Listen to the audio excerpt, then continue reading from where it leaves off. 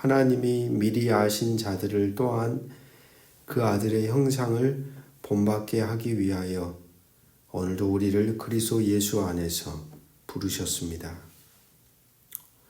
오늘도 각자의 경건한 삶의 자리에서 주를 경외하는 마음으로 서 있을 때 오늘도 주를 닮아가는 복된 통로가 그 자리로부터 우리 모두에게 흘러가게 하옵소서.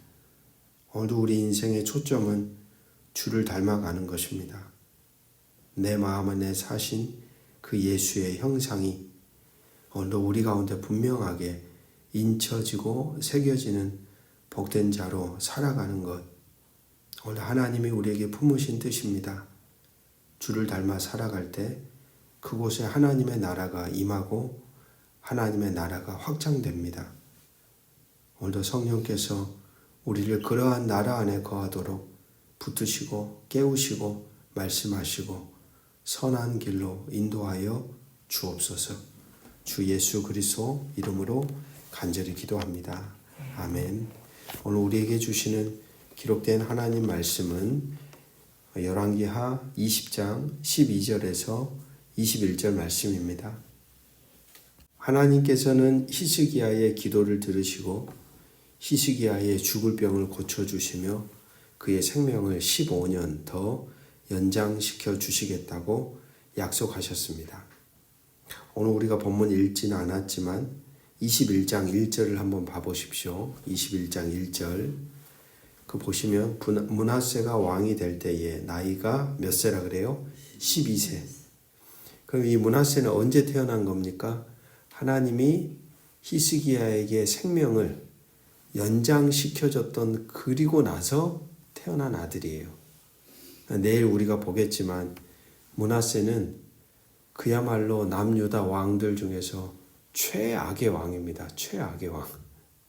생명이 연장되어서 아들을 낳았는데 그 아들이 최악의 왕으로 남겨지는 그런 일이 또 벌어지는 거죠. 은혜를 입어서 15년이 연장되었는데 그의 아들은 전혀 엉뚱한 길로 가버린 케이스가 바로 히스기야와 그의 아들 므낫세입니다. 오늘 본문에서 히스기야는 병이 나은 것을 축하하러 온 사절단과의 만남에서 하나님의 약속을 잊어버리고 잘못된 선택을 하는 흔적을 우리에게 보여줍니다.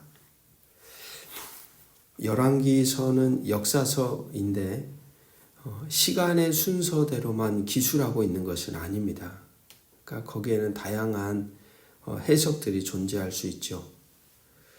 그래서 지난번에 아수르 1차 침입 때부터 시간적인 순서를 저는 이렇게 이해했습니다. 아수르가 먼저 1차로 침입에 들어와요.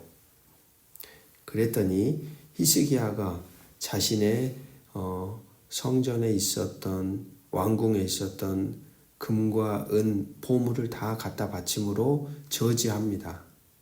돌아갈 줄 알았는데 어떻게 해요? 아수르가 다시 쳐들어오는데 그 사이에 쳐들어오기 전에 히스기야의 병이 회복되었다. 20장 오늘 우리가 읽었던 본문의 서두 부분이 그 사이에 저는 들어간다고 봅니다. 그러니까 하나님이 그렇게 행동하는 히스기야를 혼내시듯 죽을 병을 주셨더니 회심하여 돌아선 거죠. 그리고 나서 회복이 됩니다. 그리고 나서 어떤 일이 일어나냐? 아수르의 2차 침입이 일어납니다. 18만 5천 명의 사람들이 이제는 아예 예루살렘을 이렇게 둘러싼 거죠. 근데 어떤 일이 일어납니까? 하루아침에 18만 5천 명이 전멸한 거예요. 그리고 나서 그 사건이 일어나고 이 사네립이라는 아수르의 왕이 돌아가서 살해당하고 그의 아들 에사라돈이 왕이 되고 나서 그 다음에 오늘 본문에 나오는 바벨론 사신단이 이제 남유다를 향해 방문했다라고 저는 본문을 시간적인 순서를 배열했습니다. 한참 전성기를 누리고 있는 아수르, 그 아래에 있는 남유다, 그리고 아수르 옆에, 아수르 저쪽 옆에 바벨론이 있거든요. 그러니까 아수르가 남유다를 칠 때 바벨론 아수르를 치기가 좋아요. 비어 있으니까. 그러니까 서로 협력하면 동맹 관계를 맺으면 자기들이 아수르를 견제할 수 있겠다 생각한 것이죠. 놀랍게도 18만 5천 명의 아수르의 군사들이 전멸당한 이야기를 듣고 그리고 그의 사네리 왕이 죽고 그의 아들이 왕이 된 혼란스러운 그 틈을 타서 오늘 본문의 12절을 보시면 그때에 라는 단어가 또 등장하죠. 이때는 바로 그때라고 저는 생각이 됩니다. 바로 그 혼란스러운 틈을 타서 바벨론 사신들이 히스기야 왕에게 도착했다. 그렇게 찾아온 이들에게 남유다 히스기야 왕은 자신이 가지고 있는 모든 것을 다 보여줍니다. 그리고 이러한 히스기야의 행동에 대하여 오늘 본문에 나오는 선지자 이사야는 이렇게 평가하고 있습니다. 17절 말씀입니다.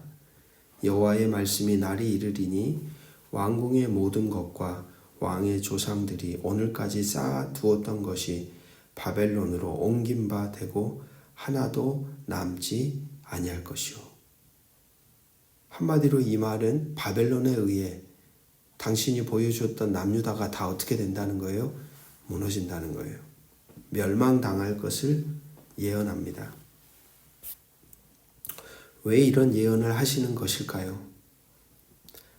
하나님은 생각하셨죠. 아수르를 의지하는 것도 그리고 바벨론을 의지하는 것도 하나님이 기대하는 바가 결코 아니다. 그러니까 자기가 가진 무기, 자기가 가진 군사력, 자기가 가진 보물, 자기가 살고 있는 모든 것을 다 바벨론 사신단한테 보여줬다는 것은 당신들과 우리가 동맹을 맺기를 원합니다. 당신들과 우리가 협력하기를 원합니다. 한마디로 바벨론을 의지했다라고 생각하셨지 않았을까? 오직 하나님만을 신뢰하며 온 마음으로 하나님을 사랑하며 때와 시마다 하나님의 말씀의 가르침을 따라 선지자들의 인도를 따라 살아가기를 남유다, 그것도 히스기야 왕에게 기대하셨던 것이겠죠. 그런 그들에게 은총을 베풀어 주셨고 아수르의 손길에서 건져 주었고 그리고 죽을 병에 걸렸던 히스기야를 살려 주었는데 이 엉뚱한 히스기야 왕이 바벨론을 의지하는 겁니다.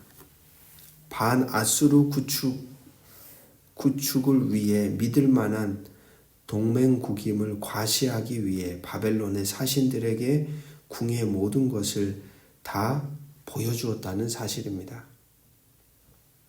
재밌는 것은 그러한 남유다 멸망에 대한 예언을 듣고 나서 하는 히스기야의 대답에 있습니다. 19절 말씀을 한번 보시겠습니까? 19절 우리 같이 한번 읽어볼까요? 시작.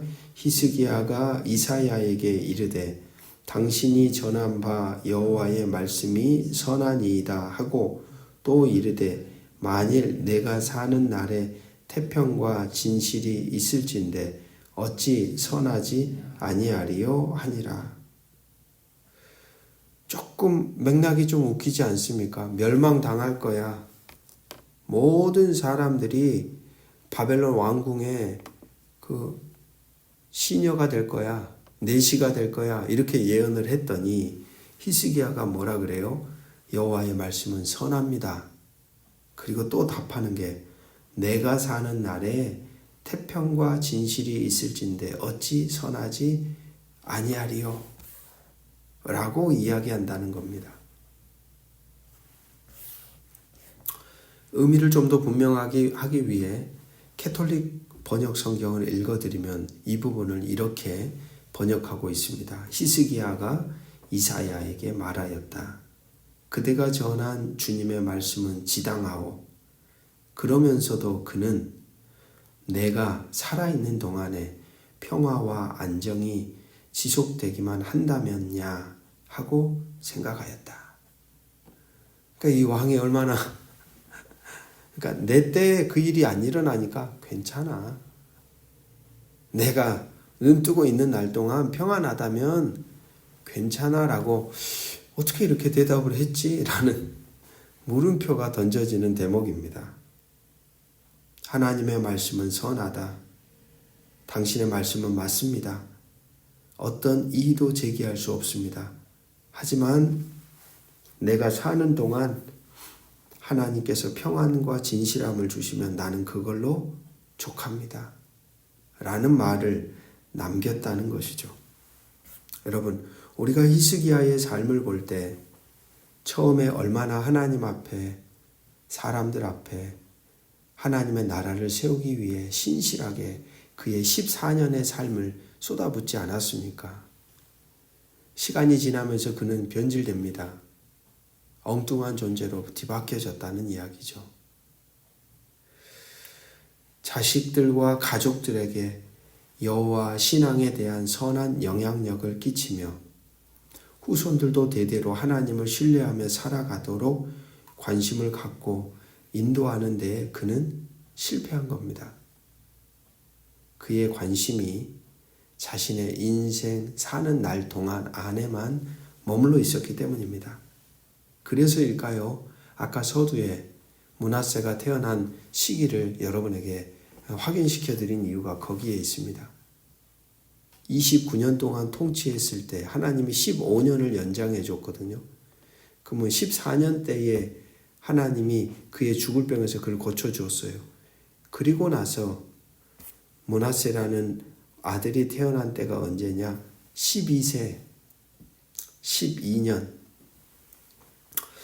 그러니까 그렇게 보면 이 므낫세라고 하는 왕이 히스기야의 그러한 생각을 담아서 태어나지 않았을까? 므낫세 때부터는 완전히 마치 아버지가 살았던 삶은 전혀 싫습니다라는 느낌으로 완전히 반대로 튕겨져 나가요. 히스기야의 아들 므낫세, 히스기야와는 극을 이루는 남유다의 최악의 왕으로 등극합니다. 사랑하는 말씀의 동역자 여러분, 오늘 우리는 어떻습니까? 우리가 하나님을 알고 그분의 나라에 대해 이해하고 그분의 계획을 깨닫게 되면 개인적인 우리의 구원의 영역은 확장되어 내 곁에 있는 사람들에게로, 더 나아가 세상으로, 더 나아가 아직 태어나지도 않는 다음 세대를 향하여서도 흘러가는 데까지 우리의 마음이 넘쳐갑니다. 흘러가게 되어 있습니다. 결코 우리의 평안과 우리의 안전만을 구하지 않는다는 말입니다. 신앙은 나만의 어떤 영역 안에 가두어지는 게 아니라 점점 더 연결되어져 확장되게 되어 있다는 말입니다. 오늘 이 시간에도 전쟁의 포탄이 떨어지고 있는 거기에서 생사의 갈림길에 서 있는 이 지구 위에 속한 또 다른 이들의 삶이 우리에게 연결되어져 아픔이 되고 슬픔이 되고 절망이 되고 기도가 되는 거죠. 비단 이 땅에 존재하는 이들 뿐이겠습니까? 우리가 속해 있는 온 피조물 자연 만물을 우리는 다음 세대를 위해 또한 지켜가야 할 자로 우리의 존재를 돌아볼 수밖에 없다는 것입니다. 나의 때에도 자녀의 때에도 그 뒤의 세대에도 계속해서 이어져 가는 하나님의 선하심과 인자하심이 그들에게도 경험되게 하는 나라를 만들어가기 위해 우리는 몸부림 쳐야 한다는 사실이죠. 그러기 위해서 우리는 눈을 떠야 합니다. 나의 것만을 바라보는 자리에서 눈을 떠서 하나님이 보시는 세상의 눈으로 우리의 인생을, 세상을 바라보아야 합니다. 그럴 때 우리의 기도, 우리의 삶, 우리의 생각, 우리의 행동은 변화돼 갈 것입니다. 성령께서 오늘 우리의 인생 속에 그러한 만짐의 역사가 일어나게 하시기를 주의 이름으로 축복합니다. 기도하겠습니다. 아버지 하나님, 은혜를 한결같이 베풀어 주시는 하나님을 우리는 계속해서 만납니다. 등 돌리고 엉뚱하게 행동을 하더라도 하나님은 그런 연약한 존재인 우리를 기회만 있으면, 틈만 있다면, 돌아서기만 한다면 새롭게 그들에게 은총을 덧입히시고 하나님과의 바른 관계 안에 하나님의 나라를 세워가도록 우리를 붙잡아 주십니다. 이 얼마나 큰 은혜이던가요. 안타까운 것은 그런 한결같은 당신의 사랑에 비하여 히스기야처럼 엉뚱하게 살아가는 삶의 흔적이 또한 우리의 삶임을 이 시간 고백합니다. 이기적인 신앙의 영역 안에 가두어져 나만을 위해, 나의 성취만을 위해, 나의 뜻만을 위해, 나의 만족만을 위해, 나의 때를 위해 살아가고 있는 것은 아닐까. 우리의 눈과 우리의 좁아 터진 이 마음을 열어 당신의 넉넉함으로 충만하게 하옵소서. 그로 인해 내가 살아가는 삶의 자리에 하나님의 인자와 자비하심이 한결같이 흘러가게 하는 축복의 통로로 우리에게 주어진 삶을 살아가도록 붙들어 주시옵소서. 주 예수 그리스도의 이름으로 간절히 기도합니다. 아멘.